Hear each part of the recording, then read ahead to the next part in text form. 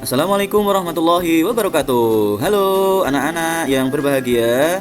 Marilah kita belajar, yaitu tentang materi ujian sekolah pendidikan agama Islam dan budi pekerti. Nomor 1. Bacalah ayat Al-Quran surah Al-Kafirun berikut dengan cermat. La a'budu ma ta'budun. Bunyi ayat selanjutnya yang benar yaitu D. Wala antum 'abiduna ma a'budu. Nomor 2, perhatikan ayat Al-Quran surah Al-Ma'un berikut dengan cermat. Fawailul lil musallin.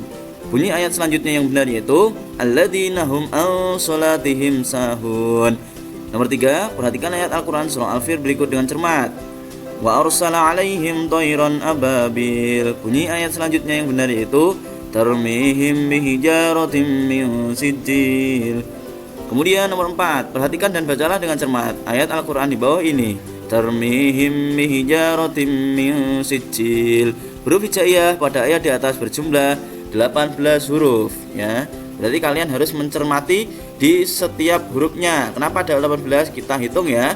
1 2 3 4 5 6 7 8 9 10 11 12 13 14 15 16 17 18. Nomor 5, perhatikan dan bacalah dengan cermat ayat Al-Quran di bawah ini.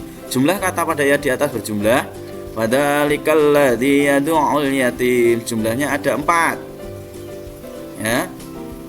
Fadzalika alladzi yad'ul yatim. Jadi ada 4. Nomor 6, perhatikan dan bacalah dengan cermat ayat Al-Quran di bawah ini. Wala antum 'abiduna ma a'bud.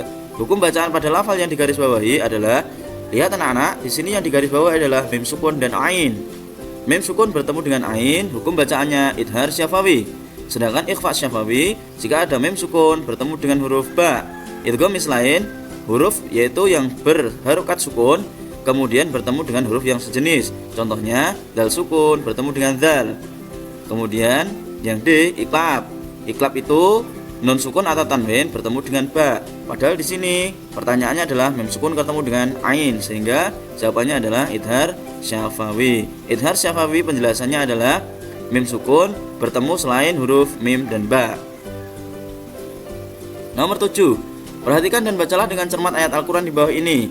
Alladzina hum an salatihim sahun. Nah, di sini kembali lagi ditunjukkan ada yaitu digarisbawahi hukum mim sukun bertemu dengan sin. Lafal yang digarisbawahi dibaca dengan huruf bacaan idhar syafawi lagi ya. Kalau di sini iklab tadi sudah jelaskan, ikhfa syafawi juga sudah jelaskan. Sekarang yang idgham bi gunnah itu adalah nun sukun atau tanwin bertemu dengan ya non mim wawu. Sehingga di sini ya tidak ada yang termasuk kategori hukum bacaan idgham bi gunnah. Sehingga jawabannya adalah idhar syafawi lagi. Nomor 8, perhatikan ayat-ayat berikut. Ayat yang memiliki arti untuk mula agamamu dan untuklah agamaku. Ditunjukkan nomor yaitu D, 4, lakum dinukum waliyadin. Ini adalah surah Al-Kafirun.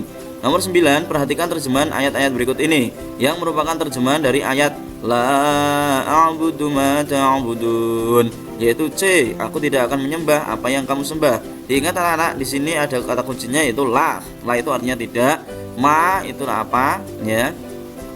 Sehingga anak-anak bisa dicermati ya.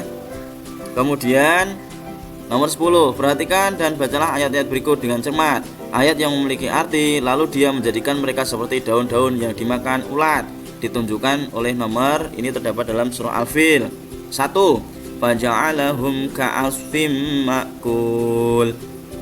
Kemudian nomor 11, perhatikan beberapa makhluk ciptaan Allah berikut. An yang menunjukkan tentang malaikat Allah ditunjukkan nomor C3, makhluk Allah yang diciptakan dari cahaya selalu bertasbih memuji Allah baik di waktu siang maupun malam. Kemudian nomor 12, malaikat yang diberi tugas untuk mencatat perbuatan seperti pada gambar di atas adalah, gambar di atas menunjukkan adalah orang-orang yang berbuat tercela, berperilaku tercela. Gambar pertama ini adalah menyontek, gambar kedua adalah membuang sampah di sungai. Maka yang mencatat amal buruk adalah malaikat atid, sedangkan malaikat raqib mencatat amal baik. Sedangkan malaikat mungkar dan nangkir itu adalah penanya di alam kubur. Nomor 13, setiap malam rahasia berangkat mengaji ke rumah guru mengajinya. Ya, belajar membaca Al-Quran. Di sana ia juga menghormati teman-teman dan guru mengajinya, tidak pernah rahasia ikut mengusili teman lainnya. Sikap rahasia mencerminkan pelaku beriman kepada kitab Allah, yaitu senantiasa membaca Al-Quran dan mengamalkan isinya. B. 14. Kitab suci Al-Quran berisi berbagai macam ilmu dalam segala bidang. Hal ini sesuai dengan fungsi Al-Quran, yaitu A. Sebagai sumber ilmu pengetahuan. 15. Di antara 25 nabi dan rasul yang wajib diketahui, ada yang termasuk dalam golongan Rasul Ulul Azmi, yaitu Nabi Musa alaihissalam, Isa alaihissalam, Ibrahim alaihissalam, Nuh alaihissalam, dan Muhammad sallallahu alaihi wasallam. Sehingga anak-anak bisa menyingkatnya NIMIM, ya. Nabi Nuh alaihissalam, Nabi Ibrahim alaihissalam, Nabi Musa alaihissalam, Isa alaihissalam, dan Nabi Muhammad sallallahu alaihi wasallam. Perhatikan pernyataan-pernyataan di bawah ini. Pernyataan yang mencerminkan pelaku iman kepada Rasulullah ditunjukkan oleh nomor 1. Doni rajin sholat dan mengaji setiap hari. Pada bulan Ramadan, Doni semakin tekun beribadah agar mendapatkan pahala yang berlipat ganda. 17. Perhatikan pernyataan-pernyataan berikut. Pernyataan yang merupakan arti dari Yaumul Zalzalah, yaitu ditunjukkan nomor B2. Peristiwa bumi digoncangkan dengan goncangan yang sangat dahsyat, lalu bumi mengeluarkan beban-beban berat yang dikandungnya. 18. Perhatikan pernyataan peristiwa-peristiwa berikut ini. Di antara peristiwa di atas yang merupakan tanda kiamat kecil ditunjukkan nomor 1. Semakin banyak kemaksiatan yang dilakukan dengan terang-terangan.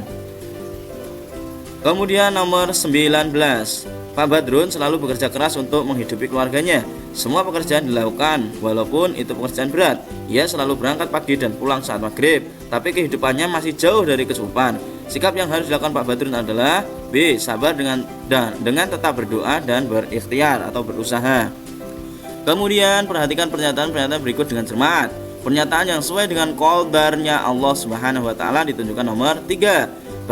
Berkat ketekunannya belajar, Budi naik kelas dengan nilai yang tinggi. Ini termasuk takdir mu'alaq juga, ya, termasuk ke dalam qadarnya Allah Subhanahu wa taala. 21. Pernyataan berikut merupakan perilaku yang dialami oleh Nabi Muhammad SAW, yaitu ibu guru memberikan tugas membuat hastakarya dari barang bekas. Dengan tekun Ari mengerjakan tugas tersebut. Kakaknya menawarkan diri untuk membantu, tapi Ari menolaknya karena ingin berusaha sendiri. Jadi Ari ini adalah orang yang tidak putus asa atau pantang menyerah. Nomor 22. Pernyataan berikut merupakan sikap yang meneladani perilaku kewirausahaan Nabi Muhammad SAW, yaitu C. Orang tua Azizah seorang penjahit. Banyak sekali sisa-sisa kain di rumahnya. Azizah memanfaatkan kain-kain sisa tersebut menjadi aksesoris cantik dan dijualnya kepada teman-temannya.